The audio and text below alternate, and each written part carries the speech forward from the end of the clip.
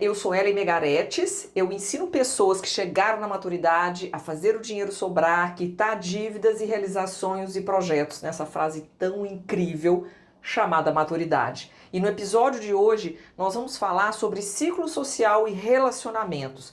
Qual que é o impacto que os relacionamentos e o nosso ciclo social têm sobre o comando da nossa vida financeira, seja do ponto de vista positivo ou negativo. Na medida que a gente olha para isso, né? O que seria a chave? A chave é uma informação que eu te dou que você vai usar para destravar, para abrir uma porta da sua vida financeira e para que você possa passar a fazer as coisas de uma forma diferente, né?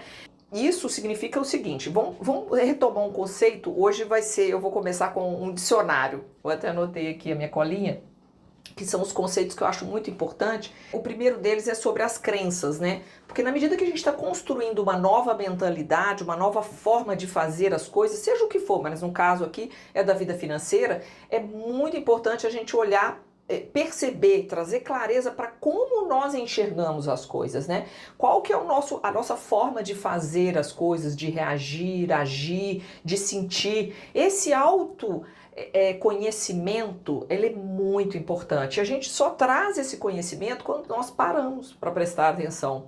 É o famoso estado de presença, né? Quando começamos a avaliar como nós fazemos as coisas. Porque nós estamos numa vida, principalmente mulheres, né? Nós mulheres que vivemos aí uma vida intensa com vários papéis, é bem provável que a gente faça muitas coisas quase que no piloto automático. É até natural, né?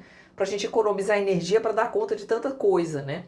Mas o piloto automático, ele tem um lado negativo, que é fazer com que, se o que você está fazendo de forma automática não está trazendo, não está te levando para lugares legais, no caso da vida financeira, não está te trazendo paz, tranquilidade, você está sempre enrolado, sempre no vermelho, aquilo é muito pesado para você, então está na hora da gente abrir novos filtros aí.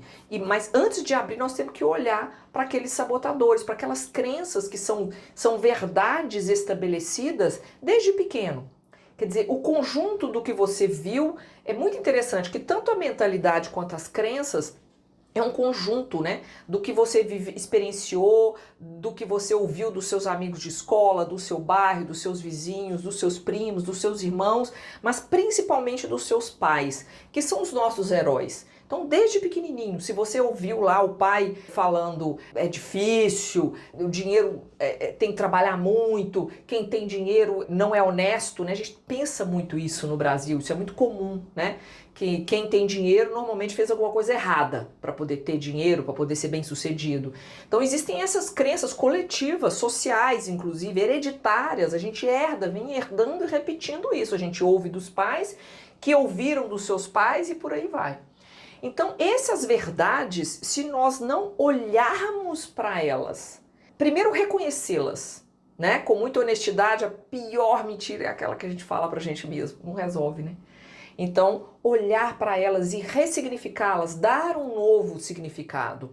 Nós não mudamos. E elas funcionam como lentes mesmo, né? A gente enxerga o mundo com aquela lente. Então, para enxergar um mundo diferente, eu preciso trocar a lente. Trocar as crenças e ter um novo conjunto de pensamento, uma nova mentalidade, ok? Então eu queria começar definindo, eu trouxe aqui um dicionário, é muito importante porque essas três palavras eu resolvi trazer porque eu percebo que existe uma relutância, como eu tenho 50 anos, né, gente, então eu posso falar disso com muito conforto, né, se eu tivesse 30 talvez não. Mas é muito interessante que do mesmo jeito que nós temos a adolescência, e a adolescência todos nós passamos por ela, né? A gente reluta, a gente não é nem adulto e nem criança. Então fica ali no meio sem saber quem somos nós. A mesma coisa quando a gente fala da maturidade. Quando você faz 40 anos, né? Ali entre 40 e 50 anos, é aquele período quase que da adolescência da maturidade, em que a gente acha, não, maturidade é só quem está aposentado, é só 70 anos, 80 anos, também é maturidade. Também é maturidade. Deixa eu ler para vocês a definição. Maturidade, dicionário, pode conferir aí. Estado ou condição do estágio adulto. É o período de vida compreendido entre a juventude e a velhice. Então todos somos maduros. Condição, que é o que eu mais gosto. Condição de plenitude em arte, saber ou habilidade. Então, eu escolhi falar de educação financeira para a maturidade, para quem está na plenitude, no estado de sabedoria do adulto. É isso aí. Então, é esse convite que eu quero fazer. Você já está saindo da adolescência, não tem mais jeito.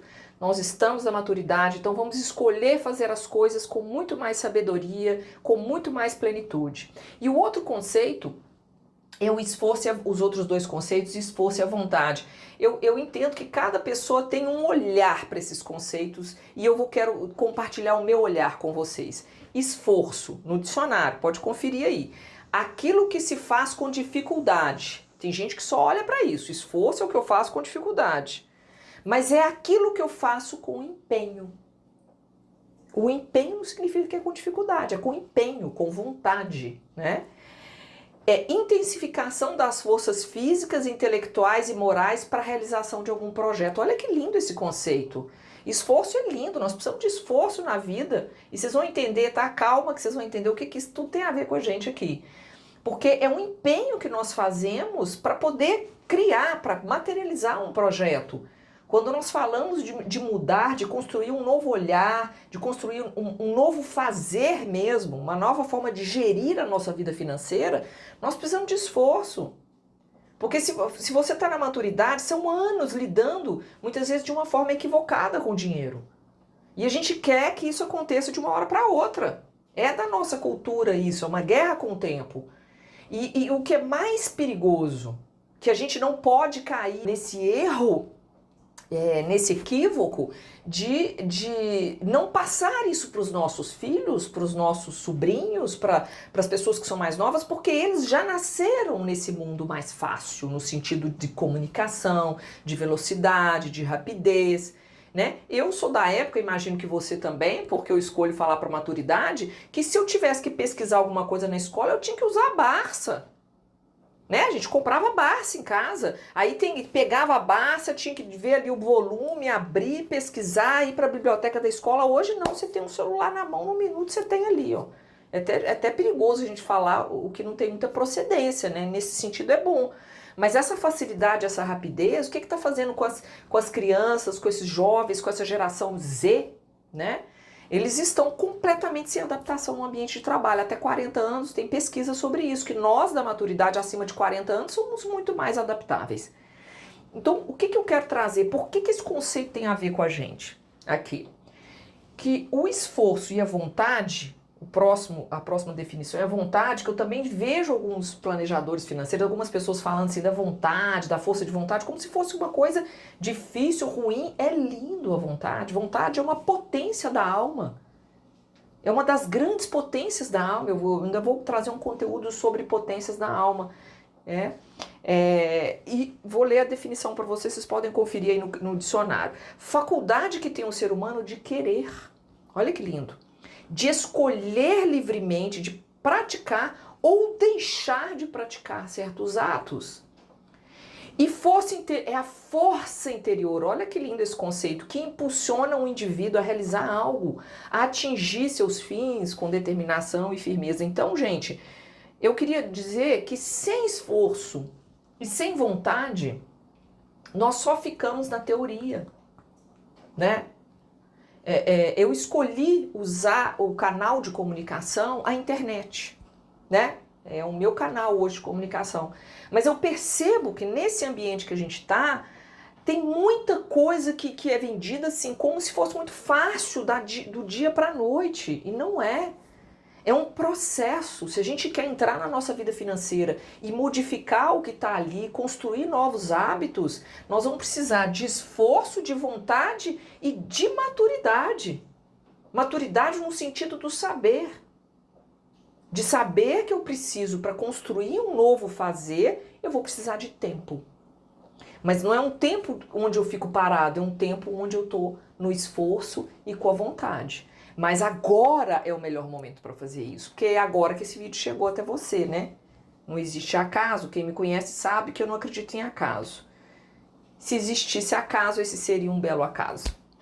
Então, eu queria passar então para o ciclo social. Ciclo social, gente, são aquelas pessoas que estão do nosso lado, a nossa família, os nossos amigos, o nosso ambiente de trabalho, que nós estamos ou que nós vivemos e preservamos. É o nosso bairro, interessante isso. Tudo isso é o nosso ciclo social. E ele exerce uma influência gigante na forma como nós lidamos com a nossa vida financeira e na forma como nós construímos riqueza ou não na nossa vida, né? É muito interessante que em algumas famílias a gente percebe assim, que apesar de uma determinada educação, você tem lá 5, 6 pessoas, irmãos, né? E cada um vai e consegue construir a vida financeira de uma determinada forma, porque não é só o ciclo social, mas o ciclo social ele exerce uma pressão e uma influência muito grande por causa da mentalidade. Existe uma mentalidade coletiva, uma egrégora, né? Aquele conjunto de crenças ali de pobreza, limitantes, de facilidade. Então, por exemplo, eu vejo isso nas pessoas, às vezes é muito mais fácil, né? O caminho mais fácil, às vezes, é o que as pessoas buscam. É muito mais fácil eu chegar em casa e depois de fiz ali, me organizei, eu ligar a televisão para assistir uma TV, do que eu pegar um livro, né? Eu pegar um livro para poder aprender a lidar melhor com o meu dinheiro, um livro delicioso. Tem muitos livros assim que são romances que falam da vida financeira para construir uma nova mentalidade, uma nova forma de fazer, né? Então, esse conjunto, essa mentalidade que é formada, que tem e que pressiona a gente, vou dar um exemplo para vocês. Por exemplo, a gente é educado a maior parte, né, das pessoas, que é a classe média, nós falamos disso ontem, né?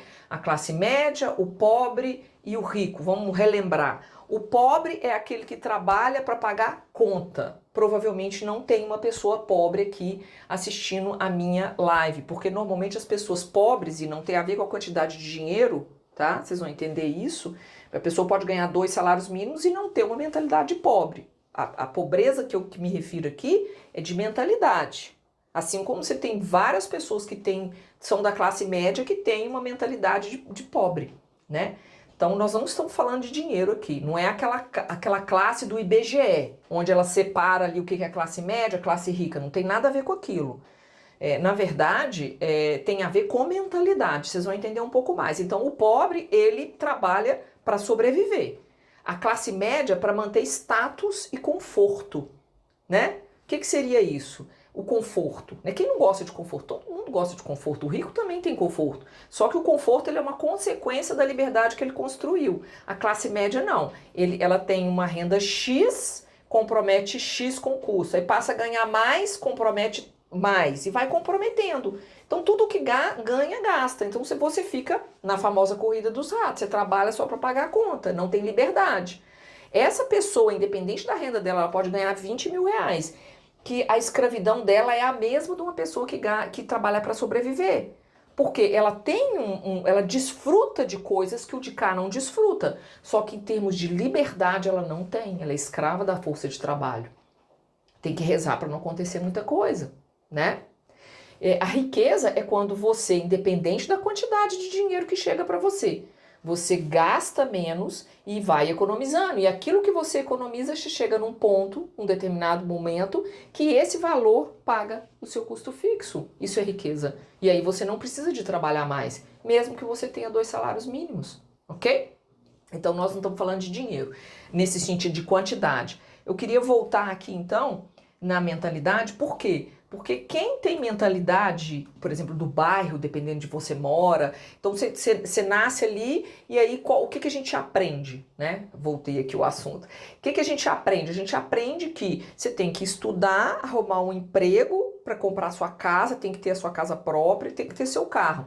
Mesmo que você faça 30 anos de comprometimento de renda para pagar a prestação da sua casa, mas você tem que ter a casa, é sinal de sucesso. E de 2 em 2 anos, de preferência, você troca de carro, mesmo que você esteja financiando. E aí, quando você troca de carro, ele tem sucesso. A gente olha e fala, ele tem sucesso. Então, você tem todo um ambiente ali reforçando aquilo para você, né? E não se fala de dinheiro. Normalmente, não se fala de dinheiro. Então, o ambiente que você está inserido, ele leva você a fazer escolhas de consumo, o seu estilo de vida, aquilo que você vai dar importância, tudo isso ele reforça e você acredita que aquela é a única forma de fazer, ok?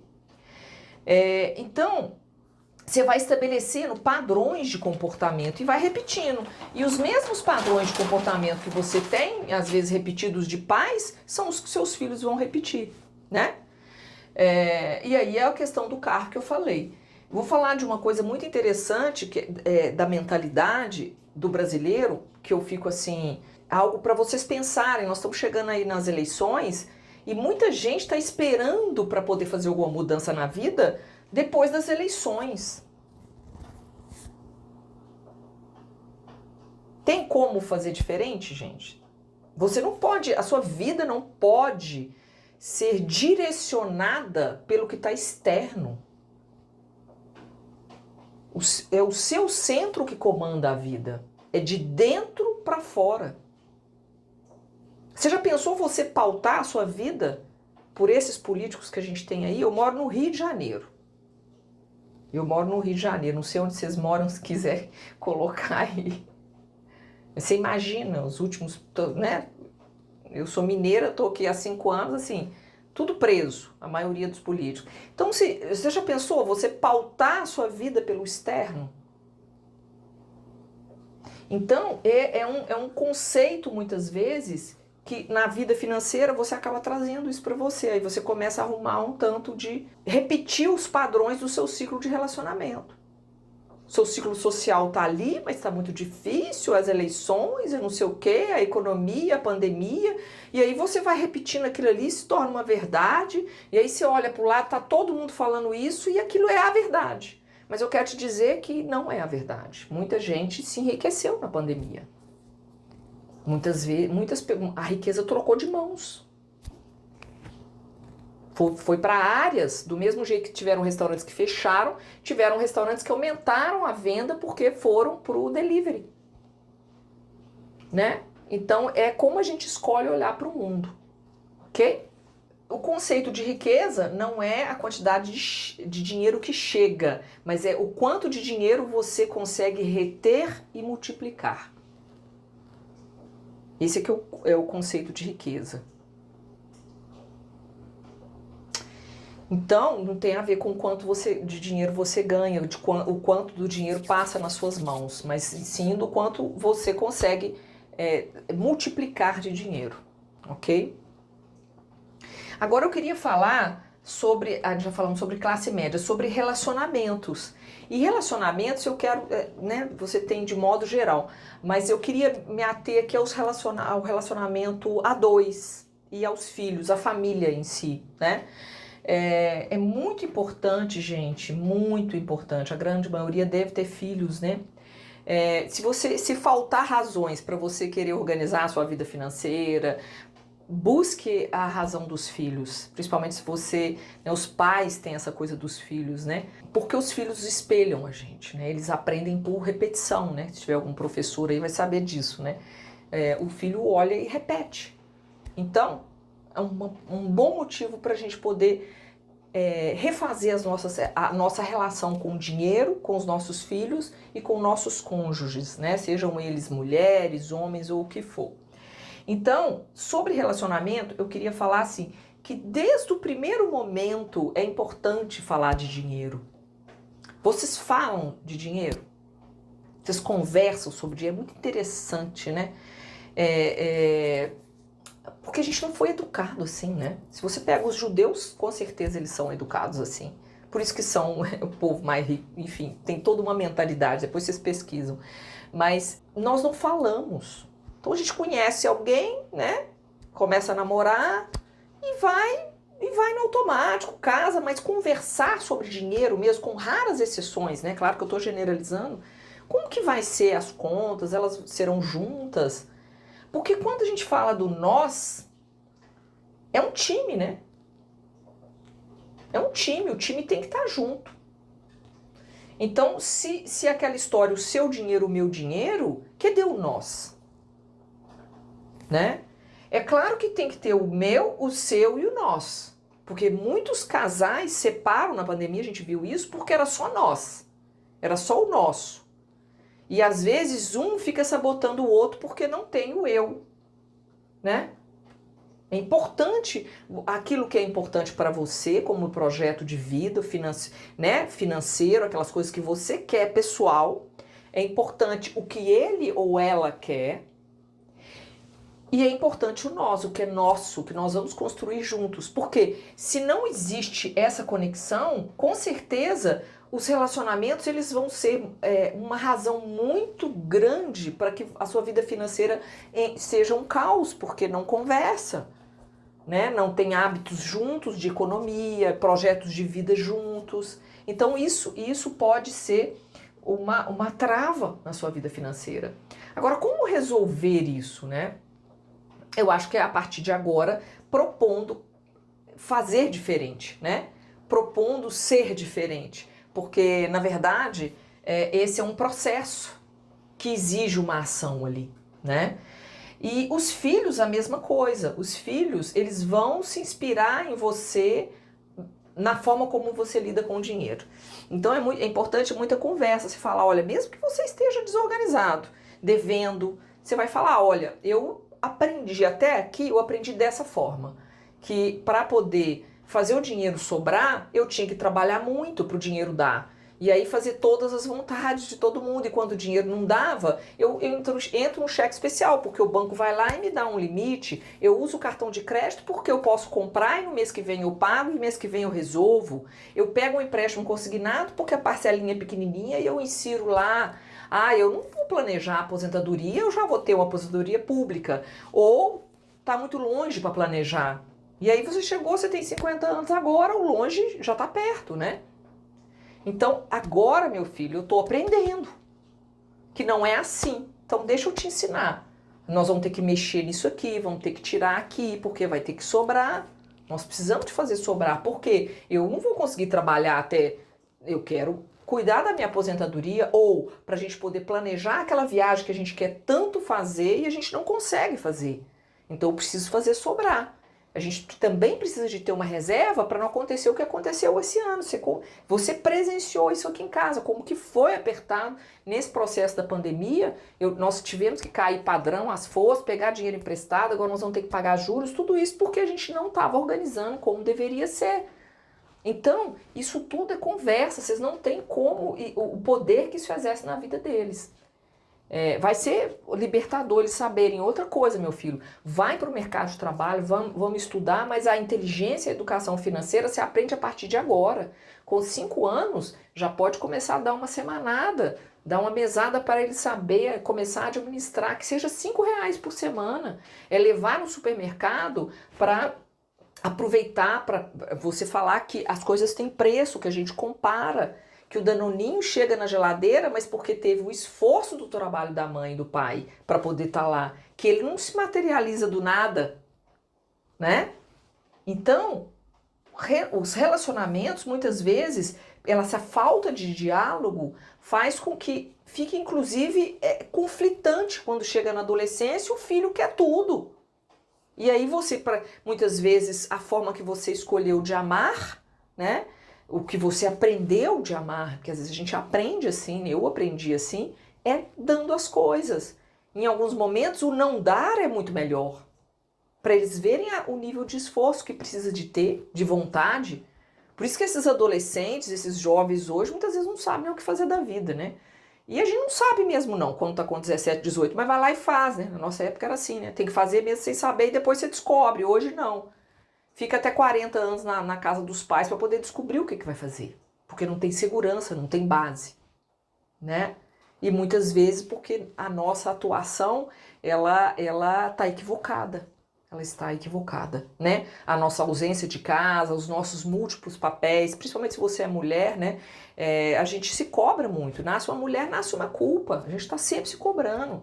Se cobra de não dar atenção para os pais direito, se cobra de não dar atenção para os filhos. E a gente muitas vezes vai compensando as ausências com compras, com consumo, com o dar.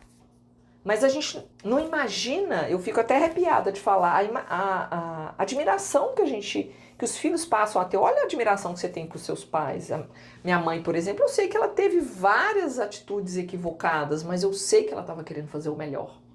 E o meu olhar do tanto que ela trabalhava fora me inspirou muito, né? Como exemplo, nem precisava dela me dar nada. Só o fato dela sair de casa, para mim, já foi sempre um grande exemplo. Então, os filhos, eles estão nos observando. E pode ter certeza que o não que você fala, muitas vezes, vai salvar o seu filho de várias coisas, né? Esses limites que a gente coloca. Então, quando se fala de dinheiro, é importante esse relacionamento, né, com o seu filho, passar pelas ser aberto, fale de dinheiro em casa. E aí eu quero te perguntar, qual a memória, a primeira memória que vem à sua mente de falar de dinheiro em casa? Seus pais falavam de dinheiro? Muito interessante isso, né? Muitas vezes é por isso que a vida tá desorganiza. A minha, pelo menos lá atrás, se desorganizou por causa disso.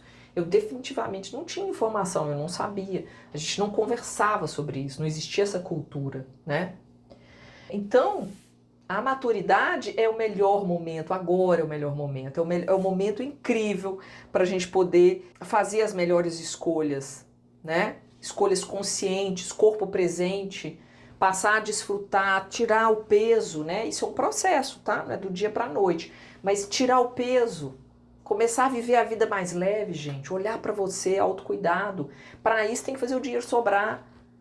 Como é que você vai viver desse jeito se tá sempre apertado, se tá sempre no limite? Como que vai? Eu, sinceramente, não consigo ver, não. Não dorme direito, não come direito, até não transa direito, né? Porque tá só preocupando com o dinheiro que não dá, só trabalhando, tem que trabalhar mais, não deu, pega um empréstimo, então vai trabalhar mais. Não, para tudo. Começa a olhar, a fazer escolhas para sobrar mais tempo para você.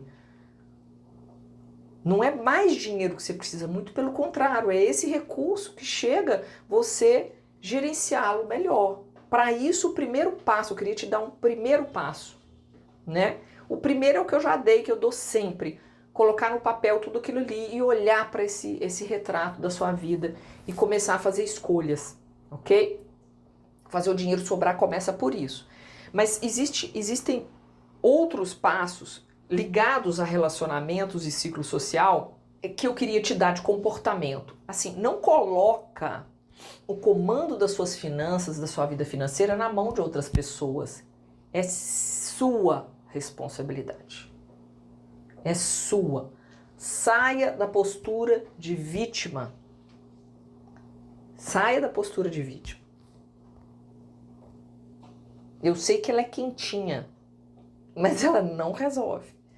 Então é sua responsabilidade e pode confiar em mim que é muito mais simples e muito mais fácil do que viver na bagunça. É muito mais leve. E você dá conta e sabe fazer. Fica comigo que você vai aprender técnicas, métodos, mas pode ter certeza. Não vem com essa história de que não dou conta, de que não sei, que é o meu marido, que é a minha mulher. Essa é a pior postura que tem. Somos nós que temos que comandar a nossa vida financeira. E isso te dá muito poder. Eu quero te dizer que na hora que você tiver contato com esse poder, você não vai se segurar. Você chega onde você quiser, ok? Segunda coisa, não terceirizar para fatores externos. Não vamos terceirizar para fatores externos como uma eleição, como a pandemia, como... Claro, gente, claro, né? A pandemia exerceu uma pressão real. Pessoas morreram, tivemos que ficar em casa, tivemos contato com o medo de uma forma muito brutal, né? Porque a relação com a vida, com os familiares, tudo isso é real, ok? Quando eu falo de pandemia, eu falo no sentido de que teve esse efeito durante um tempo, mas mesmo na pandemia, ela é um convite para refletir como a gente estava vivendo, como nós estávamos fazendo as coisas. Porque mesmo na pandemia, tiveram pessoas que aproveitaram essa oportunidade, tirando a parte da saúde, né? Mas o recolher-se, o estar em casa, tipo assim, a gente estava tão no piloto automático, quando começamos a olhar para as coisas ao lado, ter mais tempo, né? Tanto que é muito interessante, existem setores da economia que explodiram, de arquitetura, de construção, de decoração, porque as pessoas começaram a ter necessidades ali, né? Então, para uns diminuiu, para outros subiu. E aí esse momento trouxe, vocês sabiam, eu não tenho o dado exato, depois eu vou trazer para vocês, mas milhões de pessoas pediram demissão, não foram mandadas embora, pediram demissão durante o período da pandemia por questão de propósito. Chegaram à conclusão que chega para de determinadas atividades profissionais que queriam ter outro propósito de vida, né? Ou seja, aquele olhar mesmo, ou seja, tudo é possível. Será que a gente precisa de uma pandemia para mostrar isso? Mas ela veio, então vamos aproveitar que a gente viveu esse momento e falar, olha, eu preciso estar mais preparada na minha vida. Não só do ponto de vista financeiro, isso é importantíssimo, né? Porque quem estava preparado financeiramente, tudo bem, deu uma dilapidada ali na reserva, mas não pediu emprestado, não passou aperto. Muita gente já estava desorganizado quando entrou na pandemia, vivia muito ali, né, no pagar e no receber, e quando a pandemia veio, isso aí tomou uma proporção que não deu, mas a desorganização, a forma de lidar com o dinheiro já estava equivocada, né? Ela só veio reforçar isso aí, como poderia ter sido outro tipo de evento. Então, uma dica é você não terceirizar, porque quando você terceiriza a solução, você terceiriza o poder de resolver também. O poder você coloca na mão de outras pessoas, ok? Então, é trazer o poder para si. E investir em conhecimento, em educação financeira, né? Porque a gente só consegue se libertar dessas amarras, desse sistema de empréstimos, de banco, de vida apertada, quando a gente começa quando você sabe como fazer, né? Para isso a gente tem que investir tempo, precisa de tempo e vontade, esforço ali para construir uma nova forma de lidar. Mas não interessa a sua idade. Agora é o melhor momento. Agora é o melhor momento. E repensar o seu ciclo social e seus relacionamentos. Essa vai doer, mas eu preciso falar. Alguém tem que falar isso pra você, e vai ser eu, mesmo que você não goste. Gente, tem gente que a gente não tem jeito de ficar livre deles, né? Nessa encarnação, nessa vida aqui não teve jeito. Mas você pode escolher como relacionar com essas pessoas.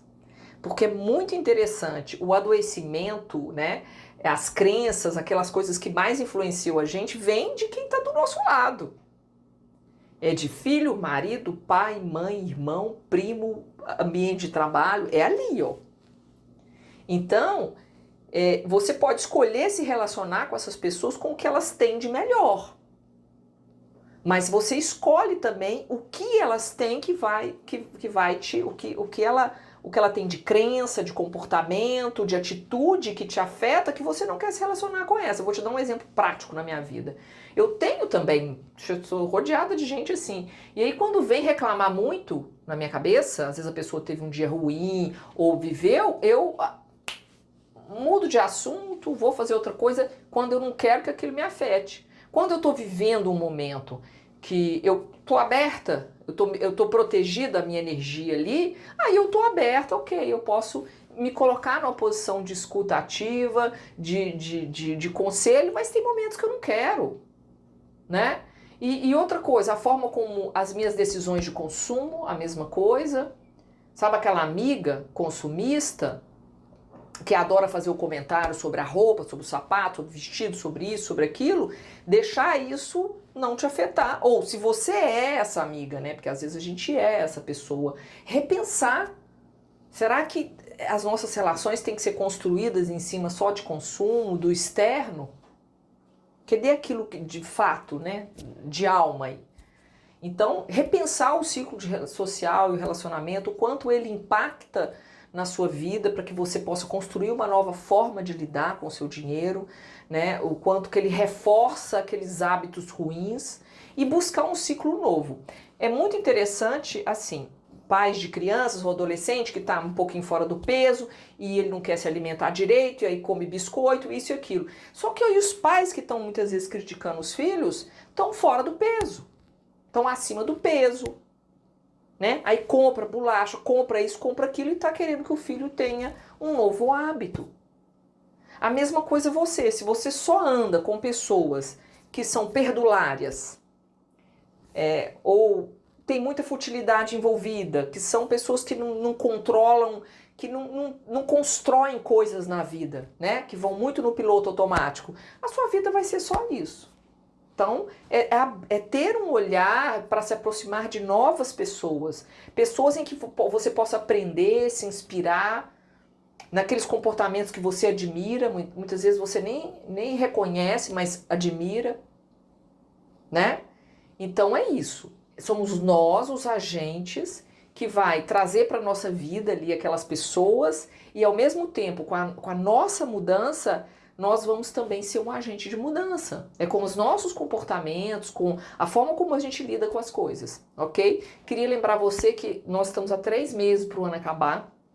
Qualquer mudança que você fizer agora vai refletir no próximo ano. E qualquer mudança que você deixar de fazer agora também vai refletir no próximo ano. Porque o primeiro passo de 2023 é o último passo que você dá em 2022. Então, agora é a hora de fazer diferente. Então é isso, terminando o conteúdo de hoje.